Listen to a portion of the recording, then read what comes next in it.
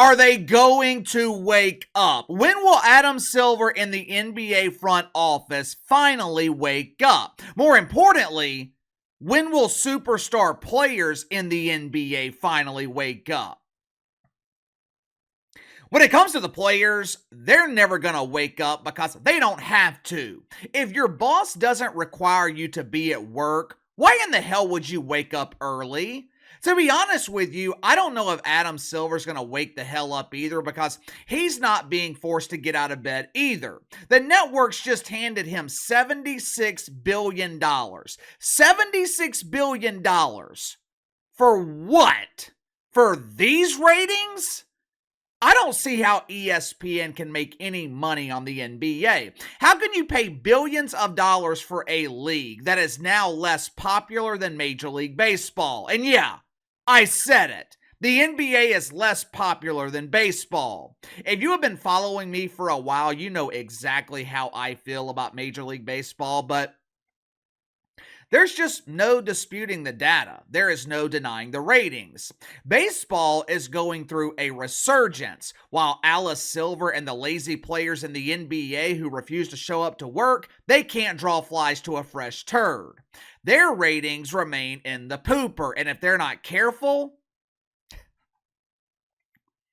I can't believe I'm going to say this, but if they're not careful, and if jealous WNBA players figure out how to get the hell out of their own way and let Caitlin Clark shine, if the NBA's not careful, they are going to be outdrawn in the ratings by the WNBA dump. If you haven't already, make sure to like and subscribe. You can follow me on Twitter at KC_BTL84. If you happen to stumble across this video, be sure to check out my main channel, Behind the Line. Search Behind the Line here on YouTube. Should be the first channel that comes up. After opening night last Tuesday night on TNT, ratings for the NBA damn near qualified for the category of huge embarrassing failure. The first game of the season on the worldwide leader in woke, ESPN, Bucks Sixers, 1.7 million. Late game, Suns Clippers, 1.5 million. Both games on ESPN obviously averaged 1.6 million viewers last Wednesday night. Well, KC, what is the problem here? Those ratings sound great! The problem is ratings are down 42% when compared to last year. In the span of 12 months, the NBA damn near lost half its audience. It was the same thing last Thursday night on TNT. Spurs Mavs, 1.4 million viewers, down nearly 40%. Question is, why? Why is there a complete lack of excitement, a complete lack of interest for the start of the NBA season? I wonder if it has anything to do with the fact that superstar players are already missing games. Why in the hell would anyone tune in to watch the Sixers last Wednesday night? If Joel Embiid doesn't care to show up, why in the hell would you? Same thing with the Clippers. Kawhi Leonard, he has been injured since Noah built the Ark. As it turns out, Noah, he was needing 2 knees and he took them from Kawhi Leonard. The Clippers just built a multi-billion-dollar arena. Steve Ballmer, he has literally spent billions of dollars investing in this team and building this franchise around Kawhi Leonard. And what does he receive in return? An entitled asshole who refuses to speak to the national media opening night to promote the team and to promote the league. Kawhi Leonard is useless. How dare you call another man useless? That is so mean. Yeah, well, the truth is often harsh. You tell me what purpose Kawhi Leonard is currently serving besides converting oxygen to carbon dioxide, and I'll retract my statement. This league just doesn't get it. They don't get it. Over the weekend, Greg Popovich and Doc Rivers, they endorsed Cam Harris. You see, They're trying to appeal to the cool kids. The NBA has a young audience. I believe the average NBA fan is under the age of 40. The league is extremely popular with black men. I want to say it's 50-50 between black and white men being fans of the NBA. So Grandpa Greg, Doofus, Doc, they wanted to appeal to the kids by endorsing Cam Harris. They wanted to show them that the NBA is cool. We're voting for the vibes candidate. There's just one problem, one tiny problem with that approach. Black men, they don't like Cam Harris either. Matter of fact, no one likes Cam Harris. The only people who like cackling Cam are the people who are paid to like her. I'm sure the woke media will blame the usual suspects for the NBA's ratings decline if they cover this at all. ESPN, I know ESPN will completely ignore it because they're afraid to speak negatively about the only league that is keeping them in business. But if the woke media talks about this, I'm sure they will blame cord cutting, which is complete bullshit. Major League Baseball doesn't seem to have that problem. Ratings for the playoffs in baseball, they're the highest they've been in years.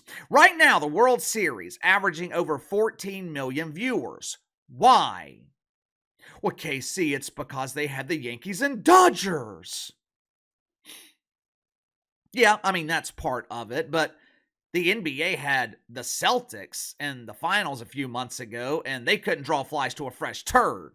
So, why is the NBA struggling while baseball is experiencing a resurgence? Maybe, just maybe, it has something to do with the fact that Major League Baseball has star players who are willing to show up. Aaron Judge played 158 games this past season. Shohei Ohtani, 159 games. Mookie Betts played, I think, 72% of the season. I am assuming that he had some minor injuries throughout the year. What I'm not assuming with Mookie Betts in Major League Baseball is that he had to miss games for rest. I'm telling you right now, the past decade of load management, it has absolutely destroyed the NBA. Which, by the way, guess who started load management? Just take a wild guess. Greg Popovich and Kawhi Leonard. Yesterday, my Pelicans rep sent me a package of 5 home games. They're offering me 2 tickets damn near courtside for 5 of the biggest home games of the season for around $2,500. $500 a game, $250 a ticket. It would be a steal, but I can't buy that package. I can't commit to buying that. Why? It's not because I can't afford it. It's because I can't trust the star players are going to show up. This league is in trouble. Once LeBron James retires, who is going to lead the NBA? Anthony Edwards, he's got the mentality, but he needs a little bit of polishing. He's got some growing up and maturing to do. Anthony Edwards, he would be a great face of the league, but the problem still remains. Most of these star players, they don't want to show up to work. Say what you want about LeBron James, but one thing you can never take away from him, he does not take you for granted.